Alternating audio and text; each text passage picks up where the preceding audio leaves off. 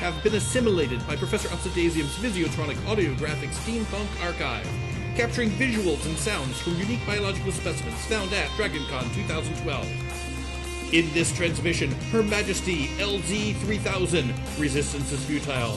Surrender now. Hello, can I ask you about yourself and that wonderful costume you're wearing? I am LZ-3000, the Liz Borg. Don't ask what happened to 1000 and 2000. It was not pretty. And where are you from, ma'am? I'm from Atlanta, Georgia. Oh, and your name, please? Joyce Lanterman. Joyce, this is a beautiful costume. I'm going to step back so we can see the whole thing here.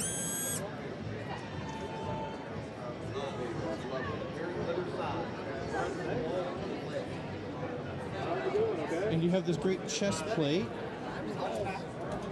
and your eyepiece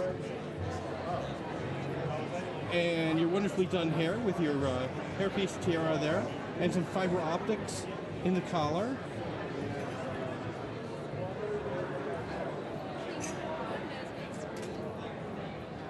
Now, I want you to know that I have met electrical engineers that have not pulled off what you're wearing. So please, tell us about what you're wearing and how you made this. As it happens, I'm married to an electrical engineer, so that was a great help. The only wiring I actually did myself was this little light in the mask here. Okay. There is a coin cell battery case on the back that's actually against my skin, and that's going to hurt after a while. And so the legs of the LED actually go through the mask and connect into the battery. Okay. And this, there are 5 LEDs under a bottle cap here. I completely missed the hand. I'm amazed. Yes. Okay, so LEDs under a bottle cap. Yeah, this is a bottle cap, and then this is just plastic tubing. Okay. And the LEDs actually sort of project through the tubing. Right. They act like gigantic fiber optics, basically. Right. And then there's a battery pack under here. Okay. And on your other arm, you have a pedometer. A pedometer.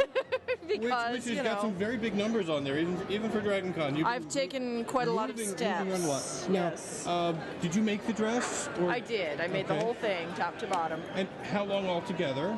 I started in February. I had a head start because I'd made the hoop skirt for another costume in 2004. Okay, I'm going to back up again so we can see this hoop skirt because it's a wonderful, enormous, full-scale hoop skirt. It has a 12-foot circumference. 12-foot circumference. I measured. Wow. That is fantastic. Now, you started in February. You already had the dress from 2004. You've sewn the dress yourself. Right. So February, March, April, May, June, July, When I say the August. hoop skirt, I mean like this part, the underwear. Oh, okay. The overskirt and the forepart I made separately. Okay. Yeah. So, and there were some hiatuses in there because I was writing my master's paper at the same time. We're very familiar with the process, and we congratulate you for accomplishing everything that you've accomplished. Integrating the electronics, what gave you this idea for Elizabeth?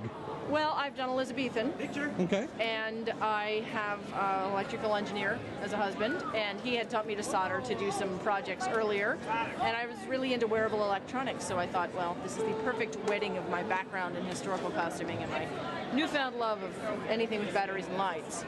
And it's come off brilliantly. We had to wait a good 10 minutes to get the chance to talk because everyone is stopping you for your picture, and rightly so. This is a brilliant piece of costuming and a brilliant piece of engineering for yourself and your husband. Thank you very much for sharing this. You're welcome. He's wandering around here in a hat that I made him. Also has EL wire around the edge, so it also lights up. Well, we'll be looking for that. I'm sure he's glowing in the dark. Batteries might be run down. Okay. Now, is there anything you want to tell us about this? I noticed flashing fiber optics going on in your collar there. Is there anything else about this costume you want to point out? Well, the basis for the ruff actually is a veterinary collar. It's the cone of shame. And I have a friend who's a vet, and she tells me that that's actually what they're called in the industry. They're e-collars for Elizabethan. They actually are called e-collars. So we've come full circle here. So we've come full circle. The chest plate, this is from the dollar store. It's just a piece of plastic armor. I glued on some circuit boards. They're non-functional. Okay. And then this is my old phone, tucked into a pocket on the back. And, you know, I've upgraded my phone. I said, well, I shouldn't get rid of this. Close up on your chest. I upgraded my phone. I said I shouldn't get rid of this. It's still a little tiny computer. That is a brilliant use for a good phone. I pulled together some little bits of video footage off of YouTube and cobbled them together into this looping movie that just plays on the phone. That is really fantastic. That is really fantastic. Thank you for sharing this with everybody and bringing this out here to DragonCon. You're welcome.